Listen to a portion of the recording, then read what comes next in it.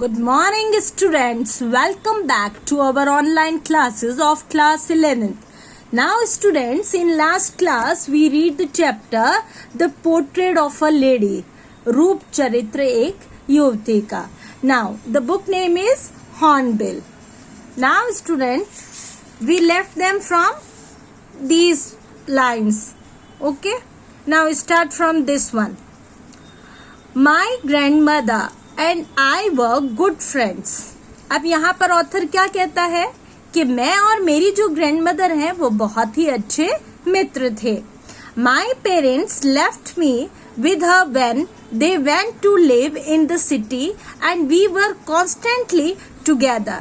कि मुझे जो है मेरे माता पिता कब छोड़ गए थे, जब वो सिटी में रहने के लिए चले गए थे.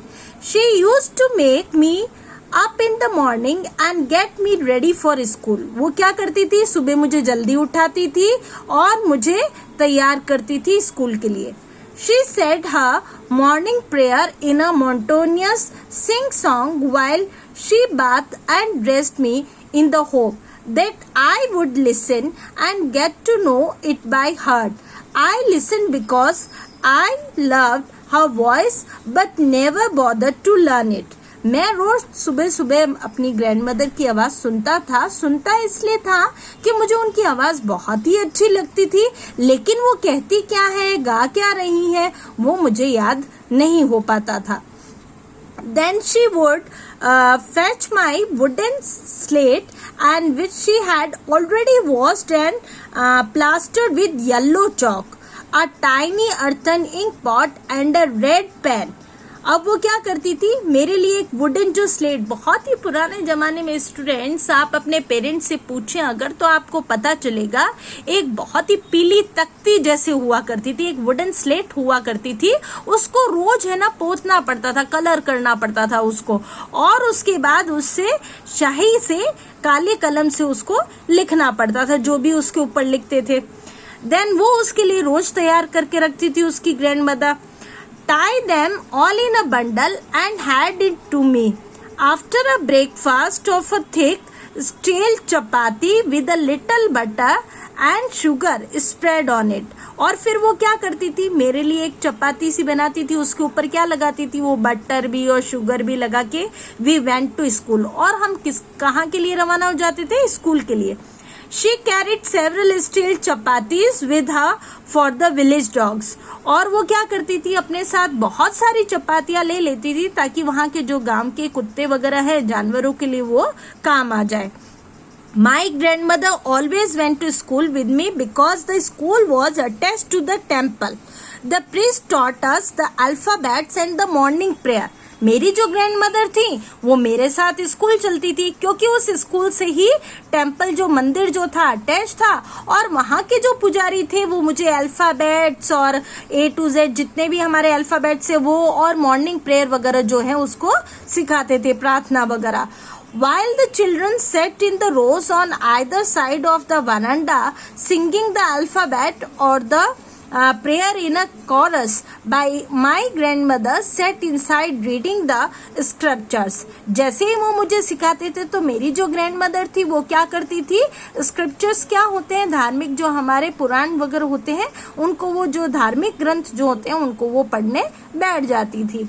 When we had both finished, we would walk back and together. This time the village dogs would meet us at the temple door and they followed us to our home growling and fighting with each other for the chapatis we threw to them. और वहीं पर हमें बहुत सारे कुत्ते वगैरह भी मिल जाते थे जिनको हम चपातीज यानी रोटी वगैरह जो है मेरी दादी माँ उनको दे देती थी.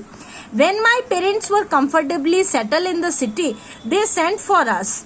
And that was a turning point. अब यहाँ पर बात ये आती है कि जैसे उसके माता पिता जो है सिटी में बहुत अच्छे तरीके से सेटल हो जाते हैं, तब वो उनको वहां पर लाने के लिए कहते हैं, और ये उनके जीवन का एक टर्निंग पॉइंट था, एक बदलाव था. इन अवर फ्रेंडशिप, किसमें था, फ्रेंडशिप में, उनकी मित्रता में. Although we shared the same room, my grandmother no longer came to school with me. अब हम शेयर तो एक ही रूम करते थे, लेकिन मेरी जो ग्रैंडमदर थी अब वो मेरे साथ स्कूल नहीं जाती थी. I used to go an English school in a motor bus and there was no dogs in the streets and she took off filling sparrows in the courtyard of our city house. अब वहाँ पर school में क्या थे, motor बस से मैं जाता था और जो स्ट्रीट्स में गलियों में कुत्ते वगैरह भी नहीं मिलते थे.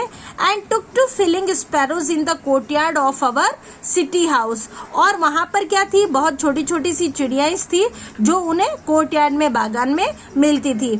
As the years rolled by, we saw less of each other for some time. She continued to wake me up and get me ready for schools. When I came back, she could ask me what the teacher had taught me. जैसे ही मैं वहां से वापस आता था तो मुझे वो यही पूछती थी कि मेरी टीचर ने मुझे क्या सिखाया. जब मैं गांव में रहता था तब भी यही था और अब मैं जब यहाँ पर आया तब भी मेरी ग्रैंडमदर मुझसे पूछती थी. I would tell her in English words. अब मैं जब उनसे बात करता था तो कैसे करता था, इंग्लिश वर्ड्स में. And little things of western science and learning, the law of gravity, arithmetic principles and the world's being round etc. अब मैं इन सब के बारे में जब बात करता था तो उनको बहुत अजीब लगता था क्योंकि उसकी जो ग्रैनी थी वो इन चीजों को नहीं समझ पाती थी. This made her unhappy. वो बहुत ही नाखुश हो जाती थी इन चीजों से. She could not help me with my lessons and she did not believe in the things they taught at the English school and was distressed that there was no teaching about God and the scripture. और वो क्या सोचती थी कि ये जो पढ़ा रहे हैं ये सब कुछ अच्छा नहीं है क्योंकि इनमें तो पढ़ाने के लिए कुछ भी नहीं है और ना तो वो गॉड यानी भगवान के बारे में बता रहे हैं ना ही कोई धार्मिक ग्रंथ के बारे में बता रहे हैं. वो तो पता नहीं वेस्टर्न सी कोई बातें बता रहे हैं. तो वो उसकी ग्रैनी को, दादी माँ को पसंद नहीं थे. One day, I announced that we were being given music lesson. एक दिन मैंने अपनी ग्रैनी को बताया कि मैंने क्या लिया है, music lesson. She was very disturbed. To her, music had lewd association and it was the monopoly of heralds and beggars and not meant for gentle folk. She said nothing, but her silence meant disapproval. She rarely talked to me after that. Okay, students, now